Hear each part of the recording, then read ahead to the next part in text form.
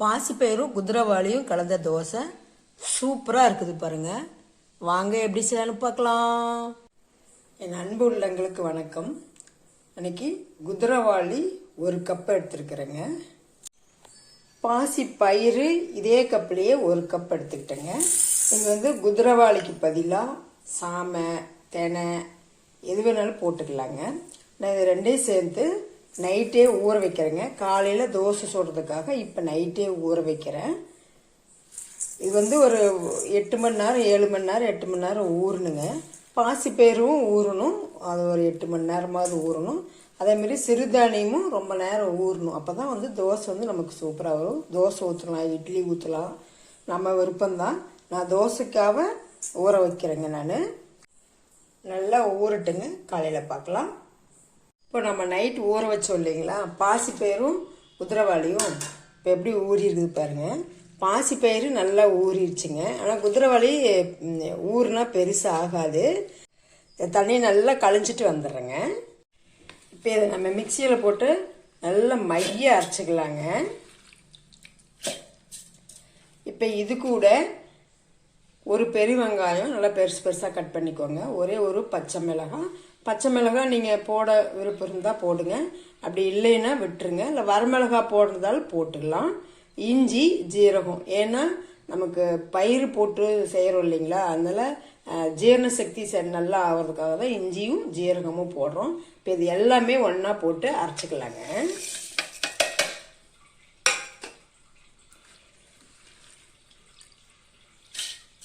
நான் இது எல்லாம் போட்டு நல்லா மைய அரைச்சிக்கிட்டு வந்துடுறேங்க. இது கூட இன்னும் 2 பொருள் சேர்த்துக்கலாங்க. பெருங்காயம், ஏன்னா கேஸ்டபிள் வராது. அப்புறம் இது கூட கொஞ்சம் உப்பு, இதுக்கு தேவையான அளவு உப்பு போட்டுக்கோங்க. போட்டு இந்த அளவு அரைச்சிக்கோங்க. பார்த்தீங்களா, இந்த பக்குவத்துக்கு அரைச்சிக்கேன். அதேமாதிரி திக்னஸ்ஸு இந்த திக்னஸ் இருக்கணும், இந்த கன்சிஸ்டன்சி இருக்கணும். அது தோசை மாவு பதம் இருக்கணுங்க. ஃபஸ்ட்டு நீங்கள் அரைக்கும்போது தண்ணி ஊற்றாமல் நல்லா ஒரு பாதியாக நல்லா அரைச்சிட்டு அதுக்கப்புறம் நம்ம கொஞ்சமாக தண்ணி ஊற்றி அரைச்சிக்கலாங்க. ஏன்னா அப்போ தான் அந்த குதிரைவாளி பயிரில் நல்லா அரைப்படும். அதுக்காக இதில் கொஞ்சமாக தண்ணி ஊற்றி அலசிக்கலாங்க மிக்சியை. ரொம்ப தண்ணி ஊற்ற வேண்டாம்.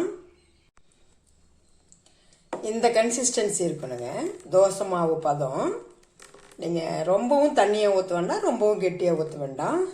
நம்ம இப்போ தோசை ஊற்ற ஆரம்பிச்சிடலாங்க. இப்போ நம்ம இந்த மாவுக்கு உப்பு போட்டு அரைச்சிருக்கிறோம். பத்தலை அப்படின்னா கொஞ்சம் தின்னு பார்த்துட்டு, பத்தலை அப்படின்னா கொஞ்சமாக உப்பு போட்டு நீங்கள் தோசை ஊற்றுங்க.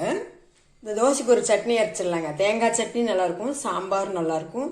அதை விட தக்காளி சட்னி காம்பினேஷன் சூப்பராக இருக்குங்க, சுருக்குன்னு இருக்கும்.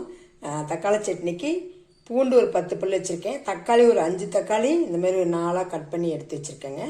காஷ்மீரி மிளகாய் 2, ஒரு குண்டு மிளகாய், பெருவெங்காயம் 1 வெங்காயம் கட் பண்ணியிருக்கிறேன். மிளகாய் காற்றுக்கு தகுந்த மாதிரி நீங்கள் போட்டுக்கோங்க. இப்போ எண்ணெய் காஞ்சிருச்சுங்க, பூண்டு போட்டுக்கலாம். பூண்டும் மிளகாவும் போட்டுக்கலாம். பூண்டு மிளகாலாம் நல்லா வதங்கிருச்சுங்க. இப்போ வெங்காயம் போட்டுக்கலாம். வெங்காயத்தை நல்லா வதக்கிக்கலாங்க.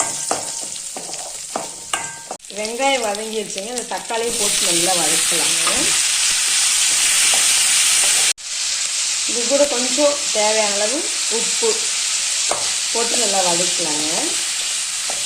ஏன்னா நம்ம தோசை மாவுக்கு உப்பு போட்டிருக்கோம். சட்னிக்கு போடும்போது, சட்னியும் சாம்பாராக போடும்போது கொஞ்சம் கம்மியாக போட்டுக்கோங்க. இந்த மாதிரி நல்லா வதக்கிக்கோங்க. ஆறுனே அரைச்சிக்கலாங்க. சட்னி நமக்கு சூப்பராக ரெடி ஆயிடுச்சுங்க.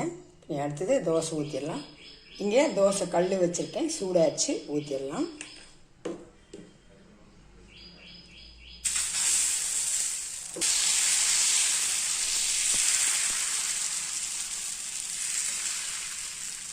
நம்ம எந்த அளவுக்கு மெலிதாக ஊற்றணுமோ அந்த அளவுக்கு மெலிதாக ஊற்றலாங்க. மொத்தமாகவும் ஊற்றிக்கலாம். மொத்தமாக ஊற்றி நீங்கள் வெங்காயம்லாம் கட் பண்ணி கேரட்டு, பீன்ஸு அந்த மாதிரி ஏதாவது கட் பண்ணி போட்டுக்கணும் அப்படின்னாலும், வெஜிடபிள்ஸ் ஏதாவது போட்டுனாலும் போட்டுக்கலாம். இந்த மாதிரி பிளெயினாக சுட்டு சாம்பார் சட்னியோடவும் சாப்பிட்லாங்க. தோசை சூப்பராக வெந்துடுச்சுங்க. இப்போ எடுத்துக்கலாம்.